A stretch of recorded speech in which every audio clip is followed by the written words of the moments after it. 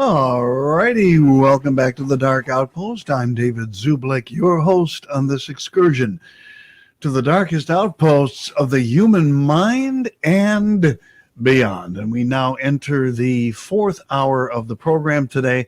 And joining me on the hotline are two fantastic guests. We have Deborah Tavares.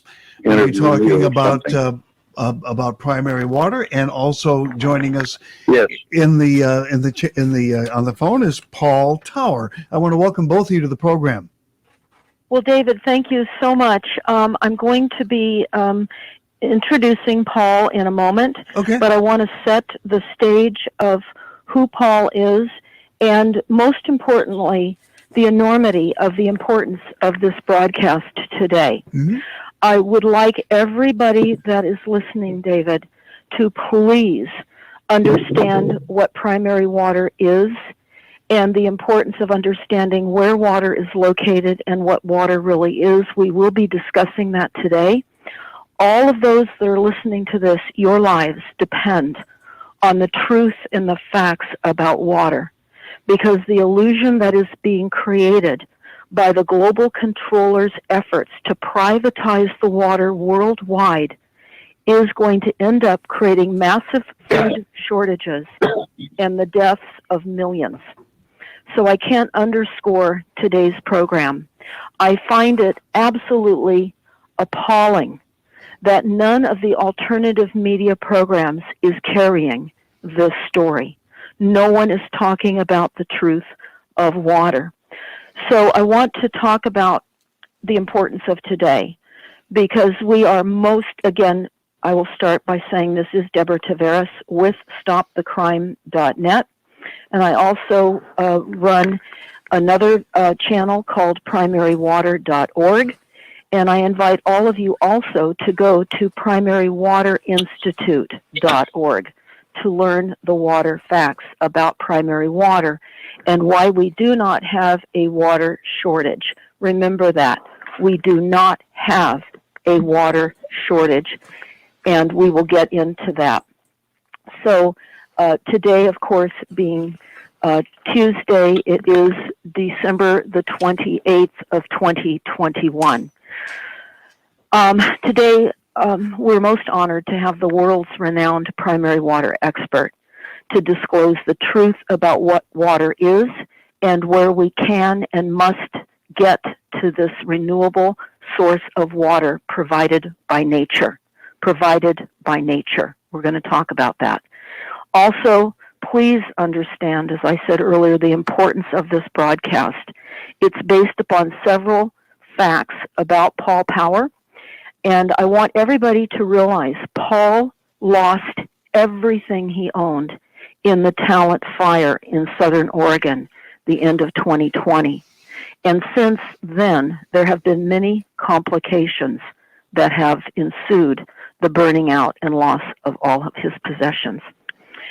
We will be debunking the corporate controllers' plans to steal nature's water and privatize and reduce access to water, forcing farmers, ranchers, and to reduce food production based upon dumbing down society's understanding of what water is, where it is, and what it really comes from and where.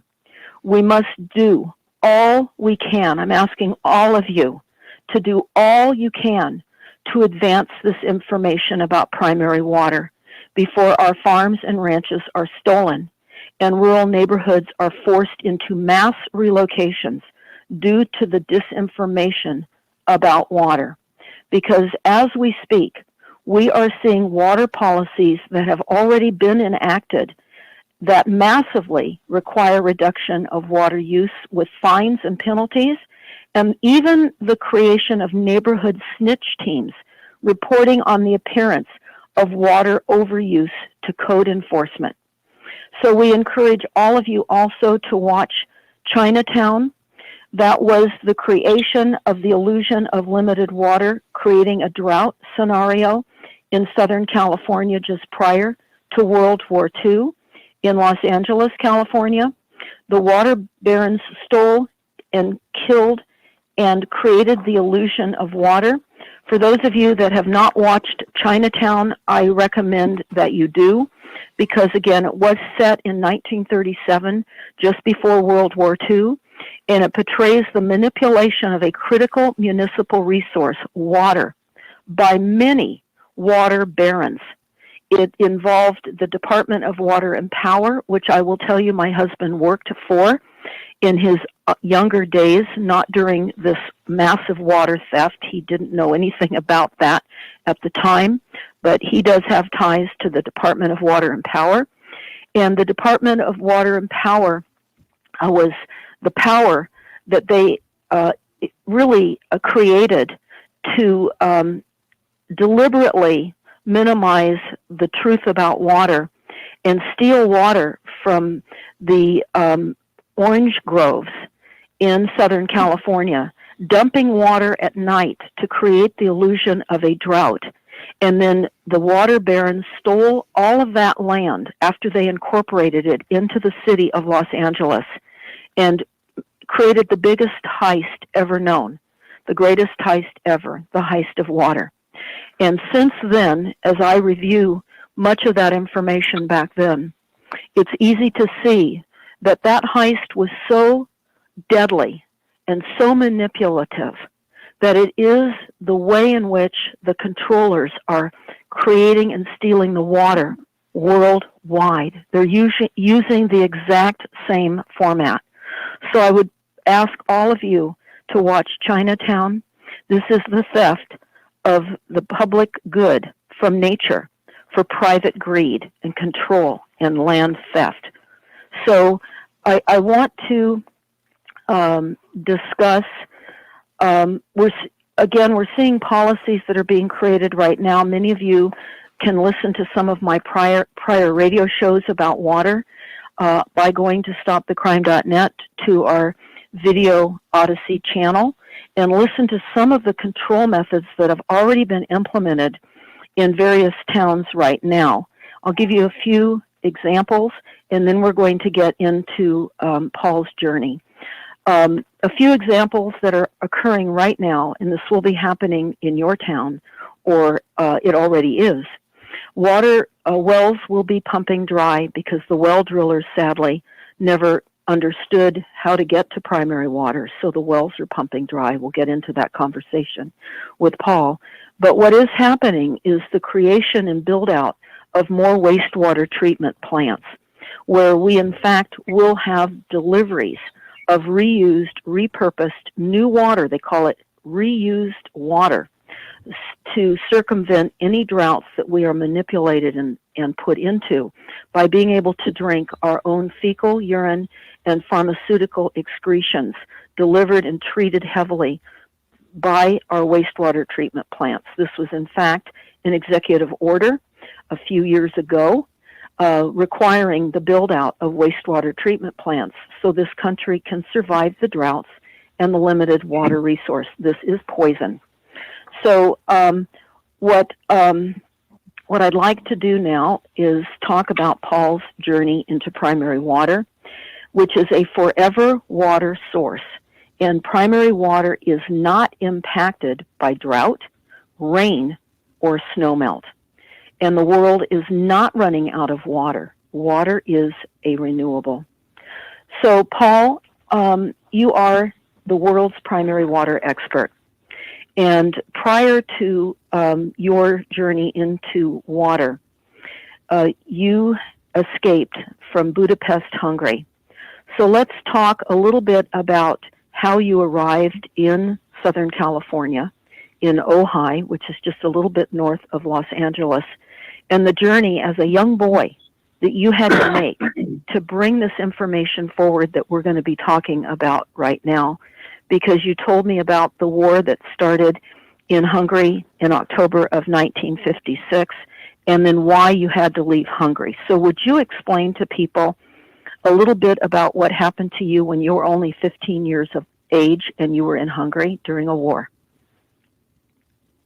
Well, Hungary tried to break loose from the Soviet Empire. We had a revolution that lasted about 3 weeks, and then the Russians came back and suppressed it. and in the process killed quite a few or people, and nearly 500,000 fled to Austria, and another 100,000 were deported. Now, before the people fled to Austria, you saw your school blown up. You lost a lot of friends.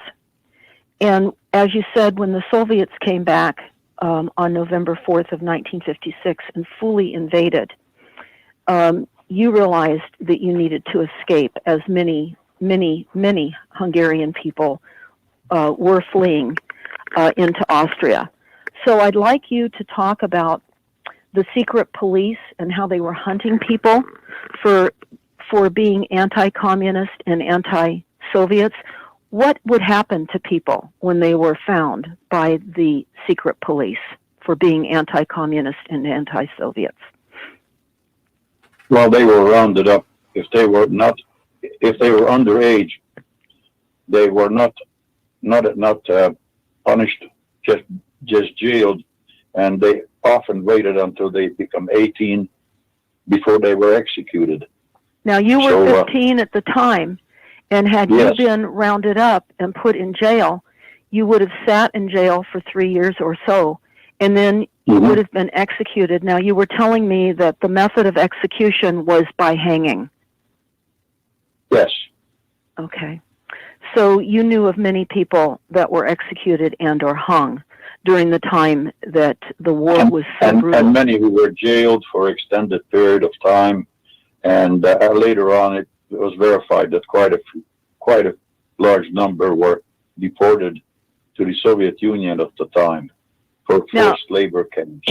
Right. Now, you were saying, too, that there were tens of thousands, and including undesirables, who were deported to Siberia to work in the mines as slave labor, where many people died. Yes. And you also talked about how the prisons became operated under the direction of hand-picked occupiers. In other words, the prisons were deadly places for anyone to be snagged into. And you saw all of that horror as a 15-year-old boy. Yeah, one specific prison in Budapest was a place of not only a prison, but a place of execution. Now they call it the terror house. So you can go ahead, and if you ever have a chance to be in Budapest, to want to see what these maniacs did. And not only the communists, but the fascists before that. There was basically no difference between the two of them. They executed people. There was a special room where they did the hanging. And that went on, daily. It was a daily occurrence. So I know that you lost contact with your parents as the country was war torn and Budapest was next to almost leveled, and you were able to at some point send a message through Free Europe Radio, and you used your nickname so that your parents knew that you were not deported or killed. Is that how that went for you, and how you were able to inform your parents that you were still alive? Yes. Okay. Now, at the time, go ahead. I didn't dare. Even that was risky, but they had no way to really associate my nickname with the message. Did you ever see your parents again? We'll go into a little bit more of the journey of your escape. But my question is, did you ever see your parents again? Yes.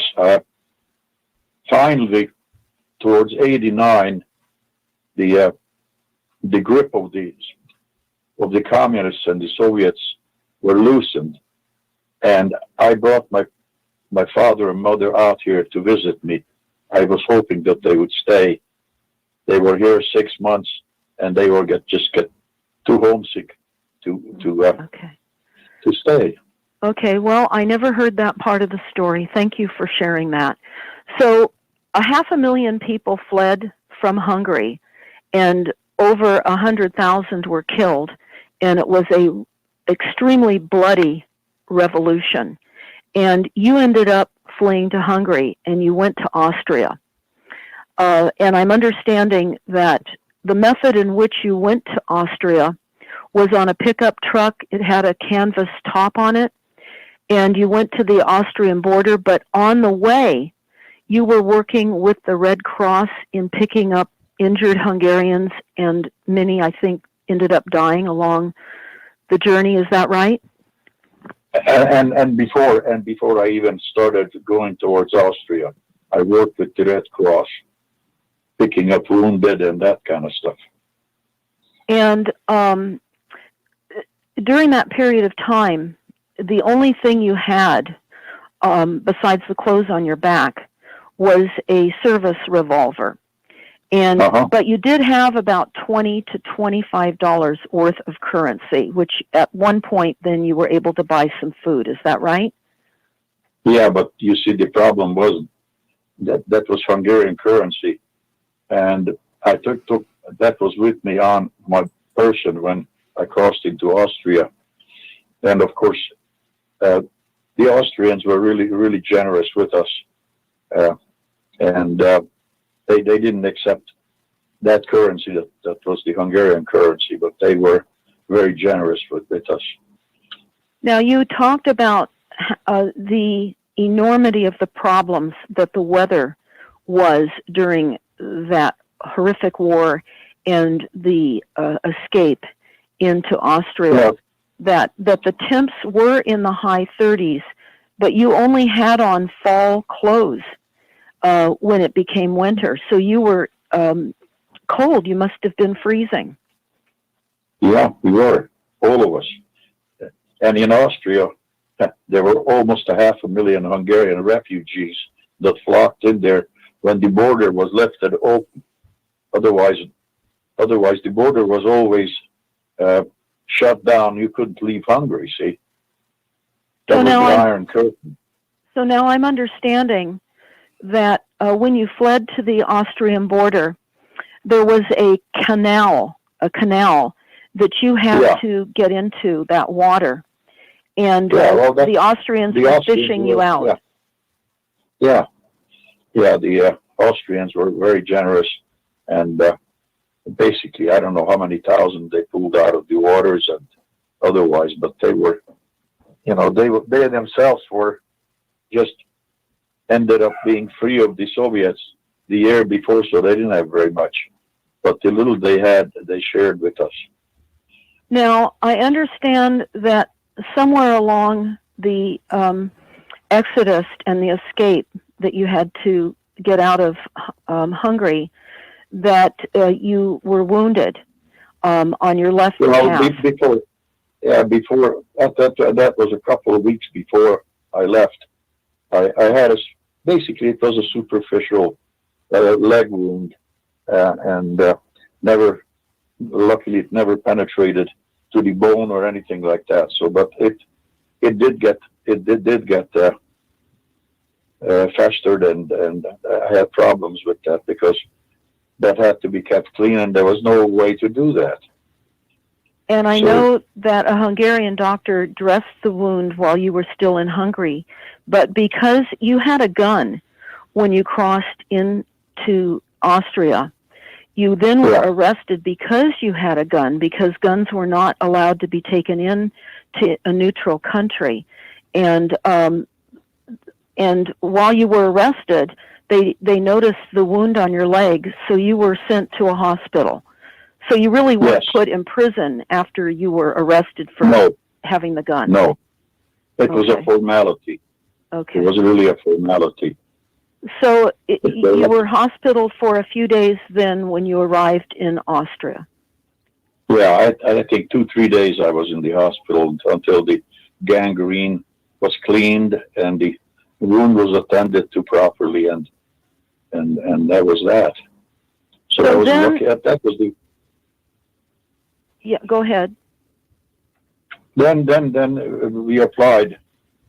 Many countries offered refuge to us Hungarians who were there.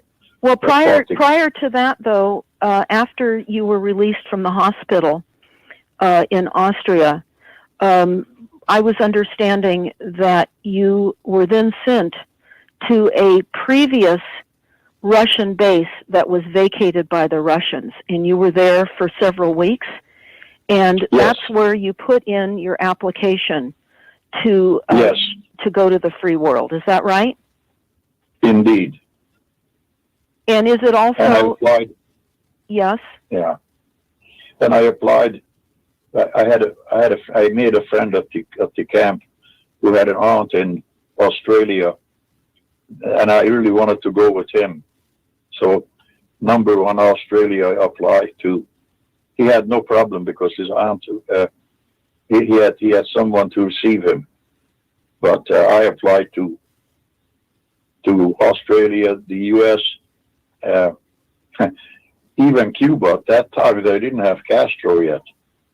So basically, you told me that at that time, here you are, only 15 years old, and you said that you basically spun the wheel, and you were going to go to whomever would accept you, and that's when you ended up being able to come to the United States, and you were flown into New Jersey to a camp. Is that right?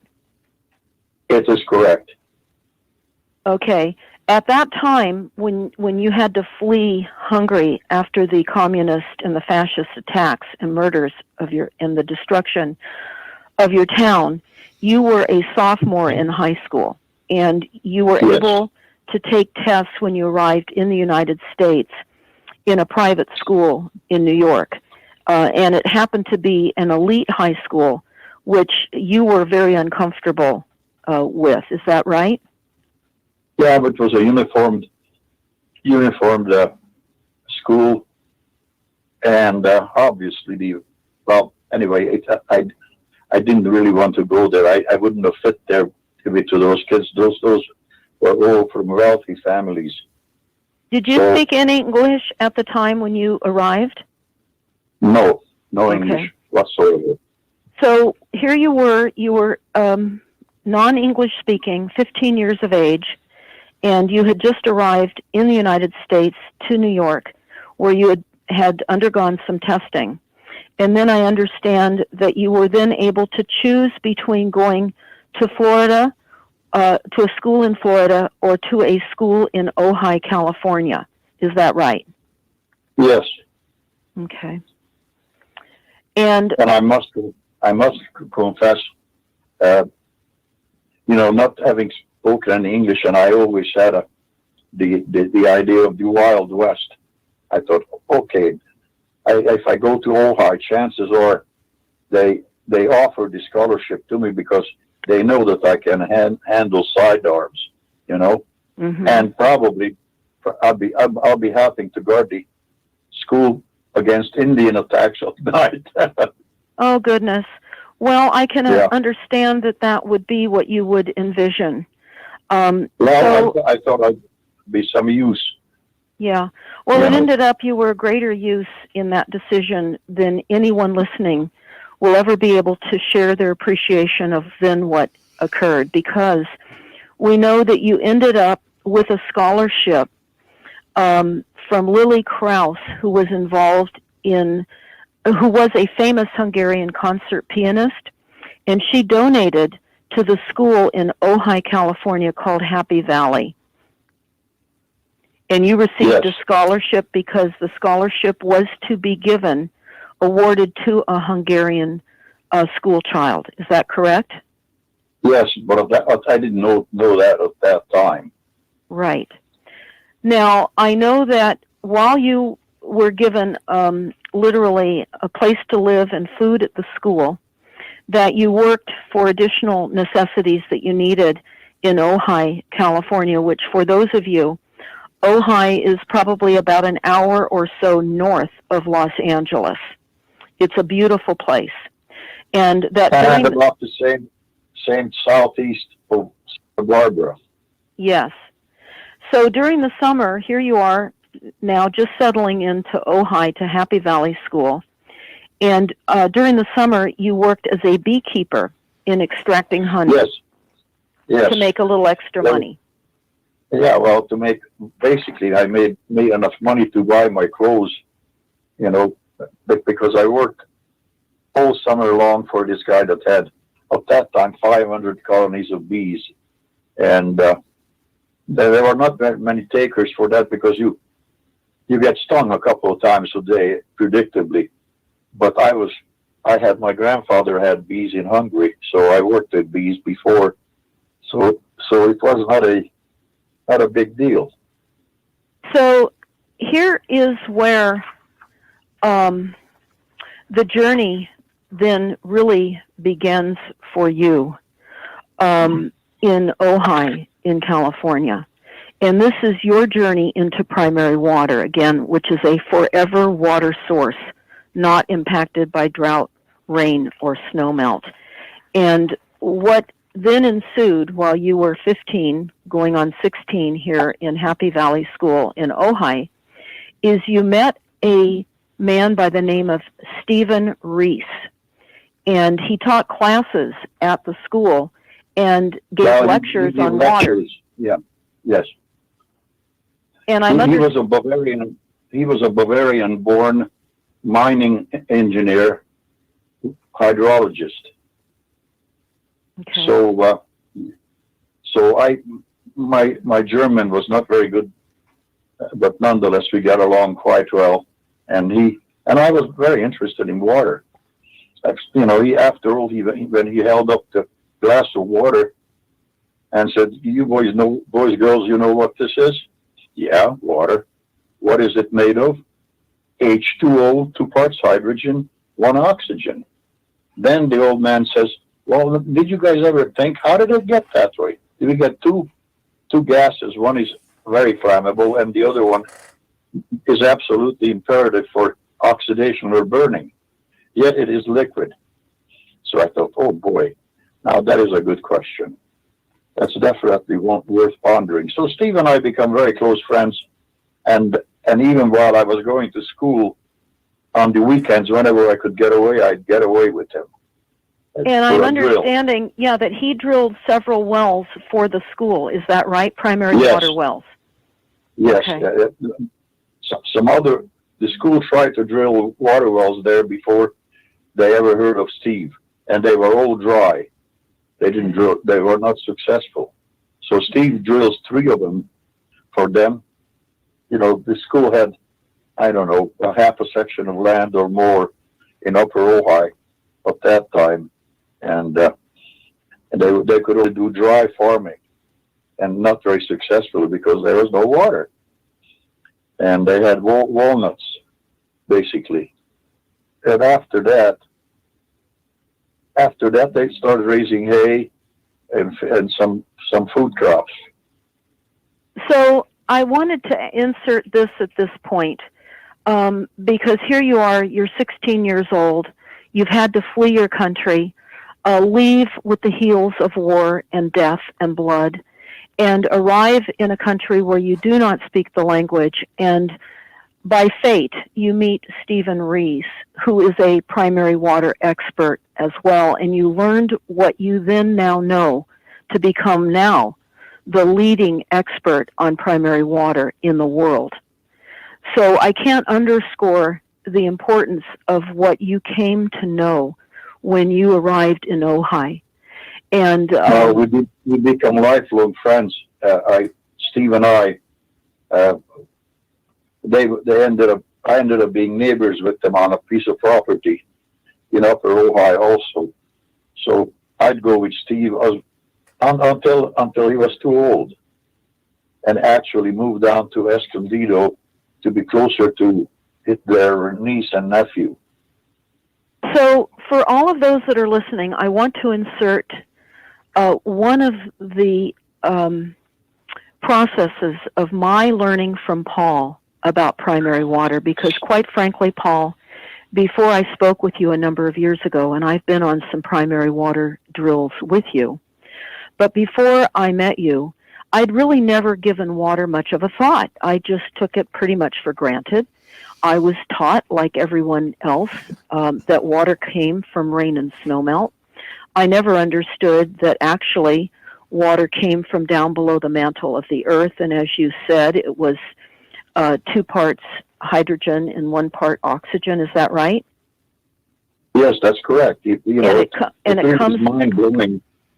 It really is mind blowing because here we have this liquid that theoretically it shouldn't be. Hydrogen is one of the hottest burning fuels that we have on this planet, if not the hottest. And oxygen is absolutely imperative for burning, for oxidation. Well, I have to tell you, when I first spoke with you, and we spoke for a while, I was not used to your accent. And now I hear you with basically to my ears, you don't have any accent. But when I first heard you talking about where water really came from, and I had already done some work on the privatization of the water supply worldwide, and you were able to tell me, who was extremely skeptical about where water comes from, what it is, and the suppression of the reality and truth about water, you explained to me something that helped to seal my understanding. And I'm just going to go over that a bit. Please add to it whenever you are able to or want to. But you explained to me what happened in Libya, and you described the Great Man-Made River Project that was done in northern Libya by Muammar Gaddafi. And I actually went online to fact check you to make certain that what you were telling me was true. And what I ended up finding when I went online and researched Muammar Gaddafi was almost put me to tears, because there were YouTube videos showing the construction of this labyrinth of piping under the desert floor, not deep, where he had accessed primary water, again, new water that was not influenced by atmospheric poisons such as bomb testing, gamma radiation, all the chemtrailing and poisons and toxins of the heavy metals, etc., all the runoff over the hills of toxic fertilizers, and then collected into reservoirs that are cauldrons of deadly toxic water that's dispersed into people that live in the city into their municipal water supply. But what I saw online was the build-out of this great water project in Libya, and I learned that Muammar Gaddafi was able then to use the some of the oil revenue that he was making for the benefit of his people, and he created again the largest irrigation system in world history. And he tapped into the primary water cycle, which is what we are talking about, and pleading with everyone that's listening today to type this under other videos that are trending, type primary water and start saying water is a renewable. We are not running out. Please. But what I saw was Muammar Gaddafi was able to supply over 6.5 million cubic meters of fresh water per day to various cities in Libya, which enabled the country to grow fruits, vegetables, grains that were otherwise impossible to cultivate in the desert, and with all of the weaponization of the weather and the created droughts, etc. And the project cost over $25 billion US dollars, and was completed without any financial support from any major countries or loans from the IMF bank. That would be the global bank cartel. Yeah. And in 2011, the incredible achievement was destroyed by NATO. It was blown up, and it cut off the water supply to over 6 million Lebanese people. And when I saw that, Paul, I was in tears, because I could not believe that we, the United States and NATO, part of NATO, was willing to blow up this unbelievable source of pure, clean drinking water that increases the IQ of people that drink it. We even blew up the well drilling equipment because it was said that they looked like missile launchers. Well, we know that they knew they weren't missile launchers, that they blew them up. Because when I spoke with you about how they could literally recreate that system, you were telling me that the water's still there. They just need to get the delivery system topside to function again. Is that right? Yeah, absolutely. Absolutely. They have to go back and redo that system, the pipeline, and there's no reason why they couldn't start it up again. Well, but, there's every reason, and that's, yeah. You know, by that time, they made out, I don't know whether Gaddafi was a monster or not. All I know is some of the stuff he did do.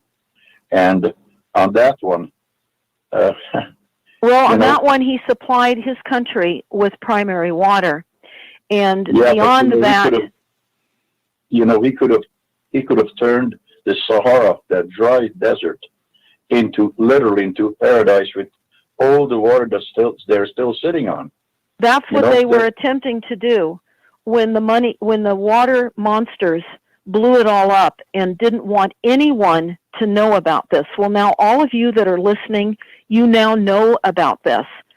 So what I would recommend all of you do is on our websites. The one I run is primarywater.org. Paul has a website, primarywaterinstitute.org. And I have flyers that Paul created that are amazing.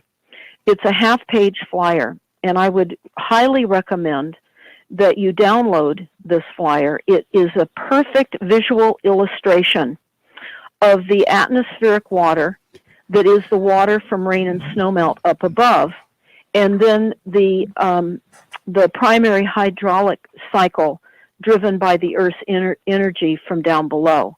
And you will see how through the rock formations and the fissures that come up from down below and on the surface, how water then is generated up from down below.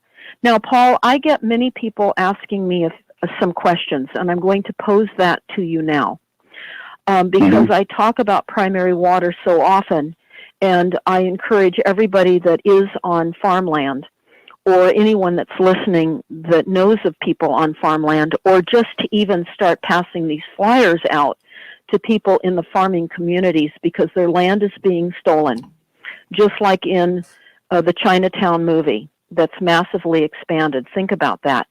We're losing our food supply. We're going into massive food deprivation and death.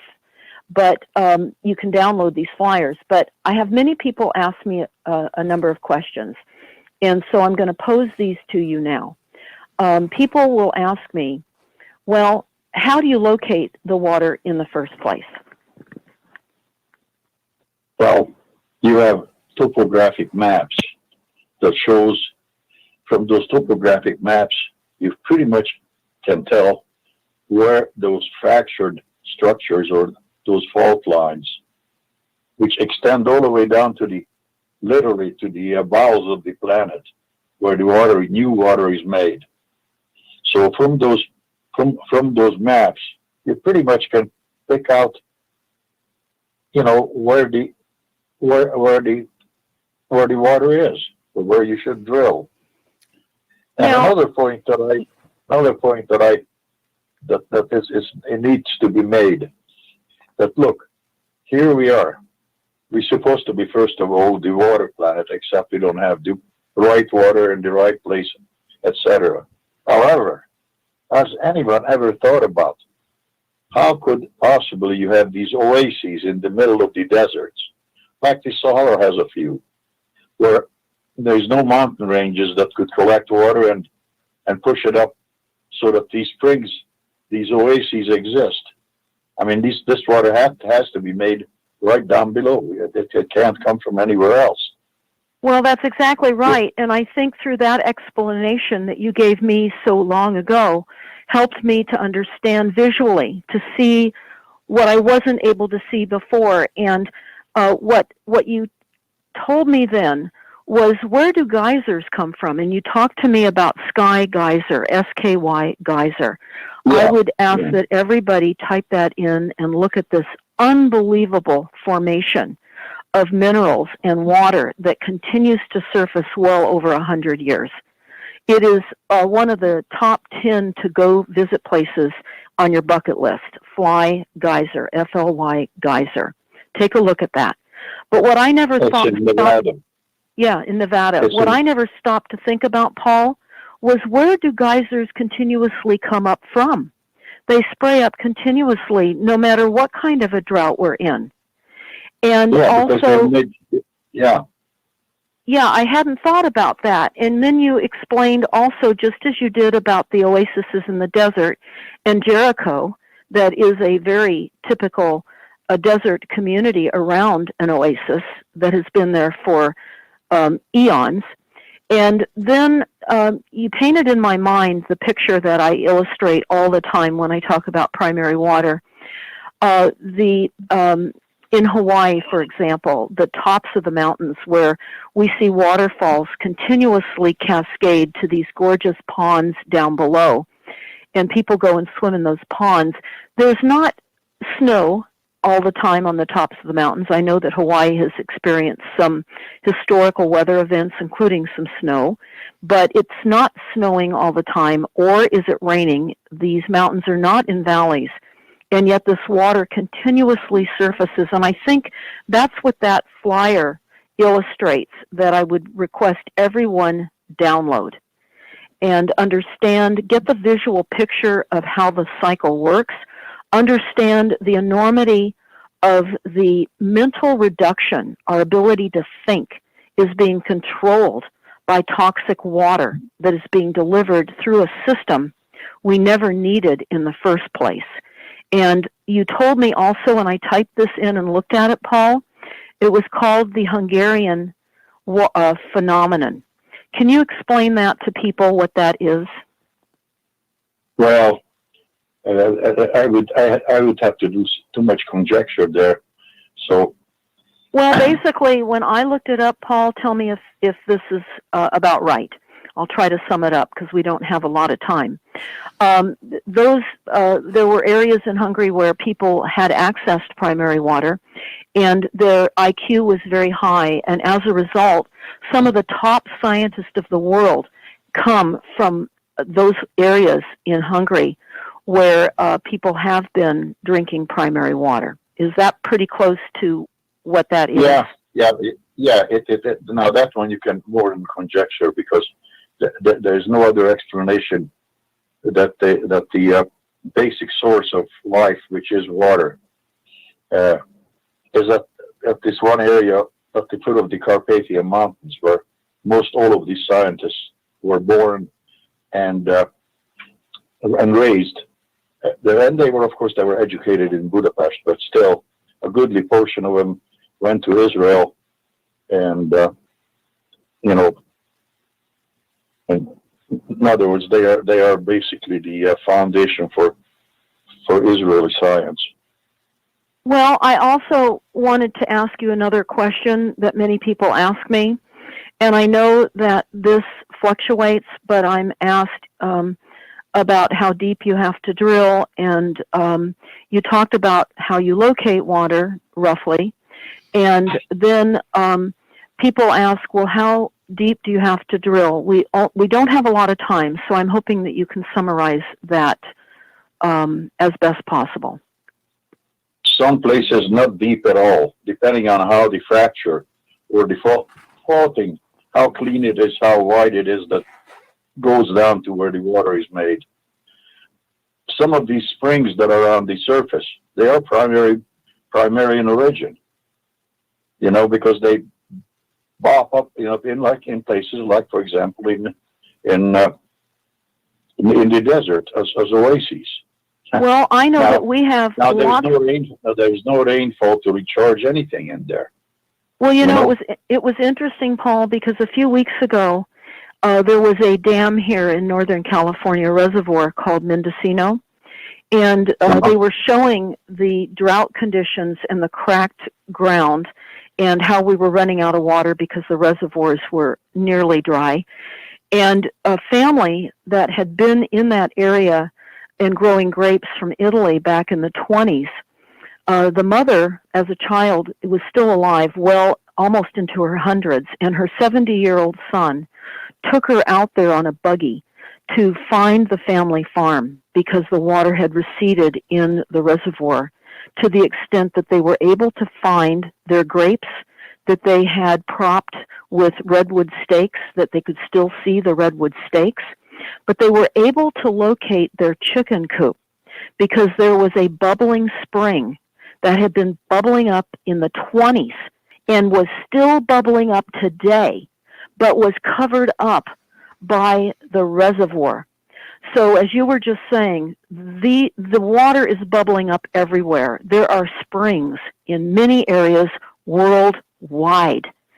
And so you were saying you don't necessarily have to drill deep. That's dependent on the rock structures. On the structure, yeah. Yeah. Yeah. Then the next thing that people will ask, and I know that this is a fluid question, can change, but let's try to somewhat address it so that people don't get ripped off in the process of paying for the locating of water. And what I mean by that is there are dowsers or well water witchers. You need a water witcher or a dowser, and you also need the well driller and the rig. And these are two, by and large, these are two separate businesses. You have to have the dowser, the locator, and then bring in the well driller, whom has to be told where to drill. Now, it has been my personal experience that the well drillers can have a bit of an ego, and they don't like to be told where to drill because, after all, they'll hit water and they might get you, and usually do get you, into a higher aquifer that you pump dry and your wells go dry on you, which is what we're finding, not only in California and Oregon and Idaho and other states as well.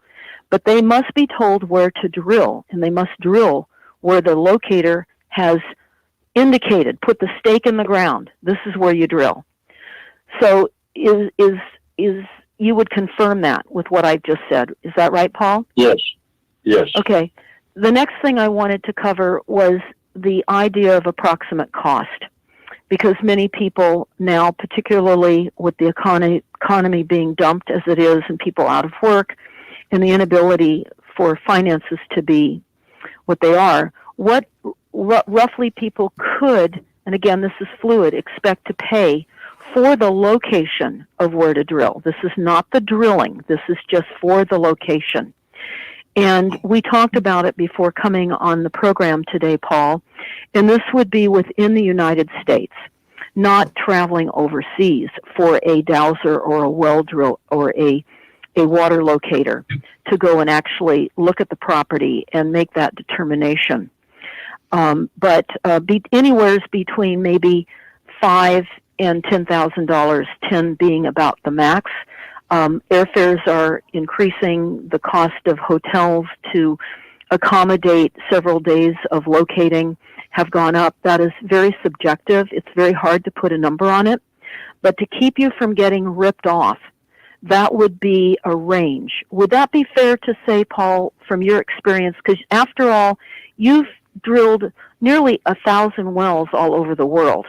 And I know that many of those days were in different time periods when money was different and well drilling and locating was different and the cost of flying, everything was different. But would you say that's a fair enough ballpark today? That's a fair ballpark, yes. Okay, so today we're talking about that cost being December of 2021. I also wanted to let everyone know that you have located primary water wells. I just mentioned about 1,000 wells that you've drilled all over the world. Could you name some of those areas where you have drilled wells, primary water wells? Well, the most interesting, the easiest place, because of the lack of red tape, was in East Africa, both Tanzania and Kenya. And many of those places, the people had barely enough water to live on and very little. And then they were extremely poor. And I'm pretty proud of many of those wells that I had a chance to drill over there, both Tanzania and Kenya. So you brought food to those villages and life, and ended their pain and suffering of dying because of lack of food. So you also drilled, I know, in Australia, in many areas in California. Yes. Okay. Including here in Siskiyou County. Okay. So for those of you that are listening, Siskiyou County is just below the Oregon border in California, just to give you a geographical sense of what you heard Paul say in Siskiyou County. Now, you said the less red tape that you had to deal with in Africa. I want to just address that briefly because we're in some big trouble here in the United States.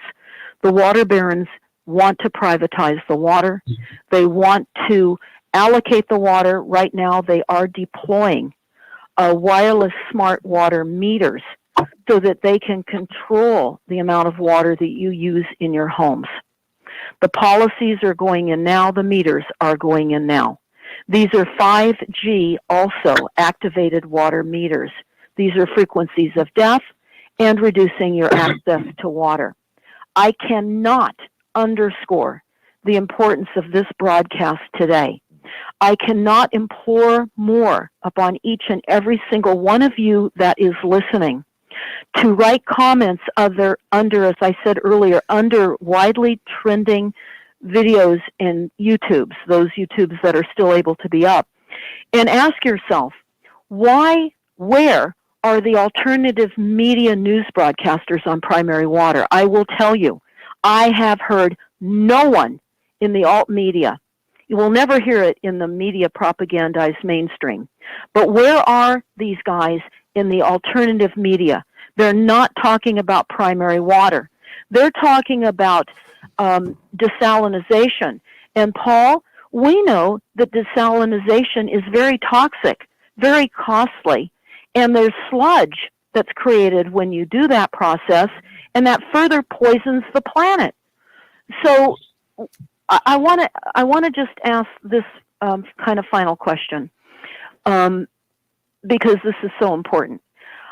I hadn't stopped to think about the creation and distribution of water worldwide via the reservoirs and the such as the aqueducts. When we think about the Colorado River Aqueduct and the California Aqueduct down the Central Valley, I never stopped to realize that that was all put in place to control the water supply, that the delivery system of water should have never been designed that way. It could have been and should have been designed as Muammar Gaddafi had done by wells. And we could have delivered water to all of California by drilling wells along the base of the mountains, and we could have had primary water delivered at far less the cost of the aqueduct. The Central Valley would not be being overpumped, which it has been, with about 4 feet of subsidence every year where the ground goes up and down.